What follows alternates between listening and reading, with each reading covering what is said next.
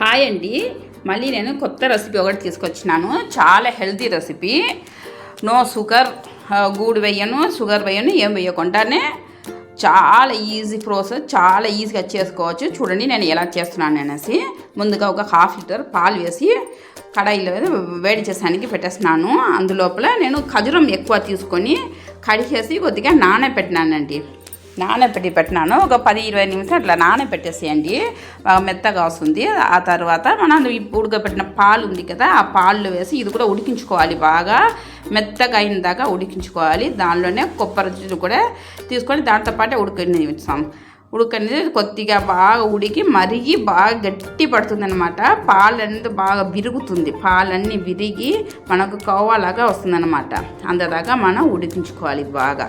చూడండి ఈ విధంగా మంచిగా ఉడికించిన తర్వాత చెప్తాను లేకని చూడండి ఎట్లా అంటే నెక్స్ట్ ప్రాసెస్ ఏంటో.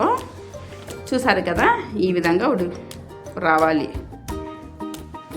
అన్నీ ఒకేసారి కొబ్బరి, ఖజూరం ఈ రెండు కలిపి ఉడికించుకోవాలి. కలర్ చేంజ్ అయిపోతుంది. ఉడికే కొద్దీ కలర్ కూడా చేంజ్ అయిపోతుంది. పాలు అనేది విరిగి బాగా ఇట్లా మనం చేసినప్పుడు ఎట్లా పాలు చేసినప్పుడు ఎట్లా విరుగుతాయో అట్లా ఆ విధంగా వచ్చేస్తాయి అన్నమాట. ఆటోమేటిక్గా పాలు అనేది విరిగిపోతుంది. చూసారు కదా ఈ విధంగా. చూసారు కదా ఎట్లా వచ్చిందనేసి. ఇట్లా రవ్వలాగా దానలాగా వచ్చేసింది. చూసారా ఈ విధంగా వచ్చేస్తుంది అన్నమాట. ఆ తర్వాత ఇంకా కాసేపు వేయించాలి. కొద్దిగా పాలు అనేది బాగా డ్రై అయిపోవాలి. నీళ్ళుగా లేకుండా కొద్దిగా గట్టిగా ఉన్నట్టు చూసుకోండి. కలుపుతూ ఉంటే పాలు కూడా బాగా డ్రై అయిపోయి గట్టిగా చిక్కగా వస్తుందన్నమాట. చూసారు కదా ఈ విధంగా ఉంటే సరిపోతుంది. ఒక ప్లేట్ తీసుకొని దానిలో వేసి బాగా చల్లారించుకోవాలండి. చాలా వేడిగా ఉంది కాబట్టి ఇప్పుడు మిక్సీలో కూడా వేయలేము. కొద్దిగా చల్లారించుకొని ఆ తర్వాత కొబ్బరి మనం తురుపుకోవాలన్నమాట. కొబ్బరిని కట్ చేసి కూడా మిక్సీలో వేసుకోవచ్చు. నేను మాత్రం తురుపుకొని వేస్తాను. బిన్నె మనకు మిక్సీ పట్టేదానికి చాలా ఈజీగా ఉంటుందన్నమాట. చూసారు కదా ఇది పక్కనే పెట్టేస్తాను. అందులోపల నేను కొబ్బరి తురుపుకొని అది మిక్సీ పట్టిన తర్వాత ఇది మిక్సీలో వేస్తాను నేను. చూడండి ఇట్లా చల్లారించుకోవాలి. కొద్దిగా కాసేపు పక్కనే పెట్టేసేయండి. ఇప్పుడు నేను ఆ కొబ్బరిని తురుపుతాను. తురిమి ఇది బాగా తురుముకొని మళ్ళీ మిక్సీ పట్టాలి. ముందు మిక్సీ పట్టిన తర్వాత ఖజూరం పేస్ట్ ఉంది కదా అది కూడా దానిలో వేసి కలిపి మిక్సీ పట్టాలి. చూడండి నేను చేసిన విధంగా ఈ విధంగా చేసుకోండి. చూసారు కదా రెండు కొబ్బరి చుప్పని కూడా రెండు నేను తురిపేసినాను. చూసారా ఈ విధంగా పొడిగా ఉంటుందన్నమాట. ఇప్పుడు మిక్సీ పట్టేస్తాం. ముందుగా మనం మిక్సీ పట్టుకోవాలి. ఇది రెండు కలిపి వెయ్యొద్దండి. మిక్సీ అనేది తిరగదు. ముందుగా ఇది మిక్సీ పౌడర్లా చేసేసేయాలి.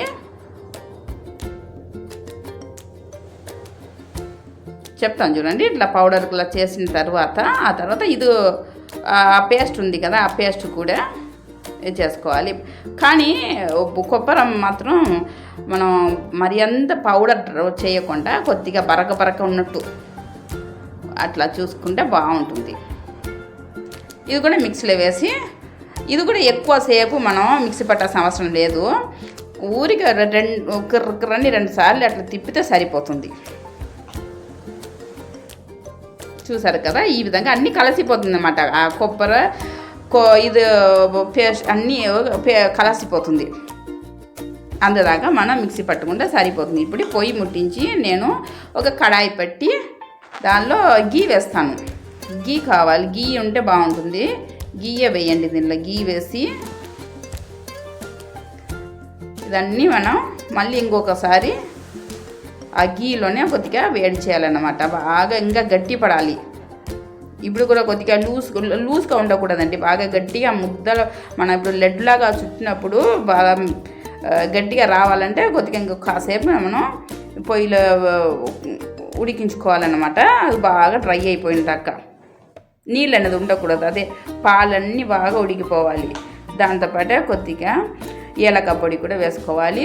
ఒక్క పించి ఉప్పు అండి. ఉప్పు మాత్రం చాలా తక్కువ. ఊరికే కొద్దిగా టేస్ట్ కోసంని స్వీట్లో కొద్దిగా ఉప్పు వేస్తే కొద్దిగా తీపి అనేది కూడా బాగా ఉంటుంది అన్నమాట.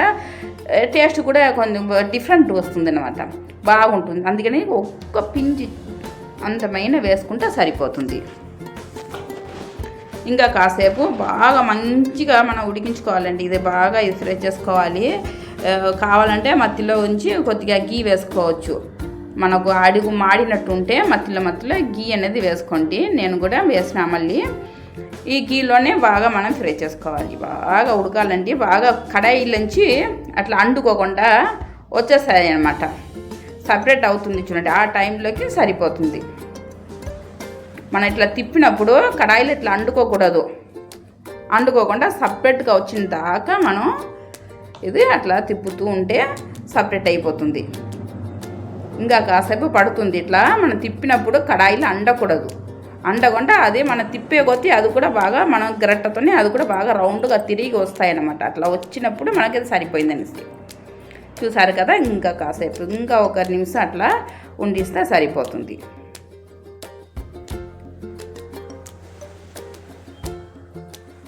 అడుగు మాడకుండా కొద్దిగా చూసుకోండి. అడుగు మాడనీయకుండా అట్లా తిప్పుతూ ఉంటే అదే బాగా కరెక్ట్గా వచ్చేస్తుంది మనకు. చూసారా, ఇంకా గట్టిపడింది, బాగా గట్టి పడిపోయింది. చూసారా, ఈ విధంగా ఉండాలన్నమాట. సరిపోతుంది. ఈ విధంగా ఉంటే మనకు చాలు. ఒక 10 నిమిషం పడుతుందన్నమాట. బాగా కావాలంటే మనం మధ్యలో గీ వేసుకోండి. గీ వేస్తే ఇట్లా అంటుకోదు. ఇంతేనండి, సరిపోయింది. ఒక ప్లేట్లో మళ్ళీ నేను ఇది వేసి మళ్ళీ చల్లారించుకోవాలి. తీసేసిన అంతా ఒక ప్లేట్లో తీసుకుని కాసేపు చల్లారించుకోవాలి. ఇలా చూసారు కదా, ఏముందండి, పాలు, ఖర్జూరం, కొబ్బరి, అంతే. కొబ్బరి తప్ప ఇంకా ఏమీ లేదు. పని అనేది కూడా ఉండదు. చాలా ఈజీ ప్రాసెస్. పెద్ద అది ఇలా షుగర్ ఉండదు, ఏం ఉండదు. చాలా ఆరోగ్యం, చాలా మంచిదండి ఇది. పిల్లలకు, ఆడపిల్లలకు కూడా ఇది ఖర్జూరం ఇది చాలా మంచిది కదా.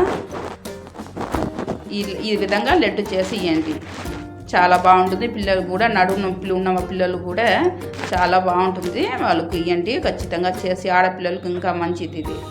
అంతేనండి, అయిపోయింది. ఇట్లా మన లడ్డులాగా చుట్టుకొని కొద్దిగా తురుము ఉంటాయి కదా, కొబ్బరి తురుము, ఆ కొబ్బరి తురుములో అట్లా ముంచి మనం తీసుకునేదే. దానిలో పైనుంచి అట్లా చల్లించుకొని తీసుకోవడమే, సరిపోయింది. ఇంతేనండి, దీనికి ఇప్పుడు ఏం పని లేదు.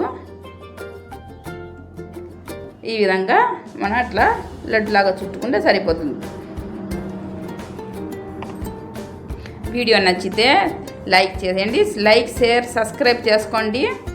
ఛానల్ సపోర్ట్ చేయండి. మళ్ళీ ఇట్లే మంచి మంచి రెసిపీ తీసుకొస్తాను. తప్పకుండా వీడియో మాత్రం పూర్తిగా చూడండి. ఎలా ఉందని కూడా కామెంట్ చేయండి. తప్పకుండా వీడియో ఛానల్కు సబ్స్క్రైబ్ చేసుకోండి. ఎప్పుడైనా నేను వీడియో వదిలినప్పుడు ఖచ్చితంగా మీకు నోటిఫికేషన్ అనేది వచ్చేస్తుంది. మళ్ళీ ఇంకొక కొత్త వీడియోతో కలుస్తాం.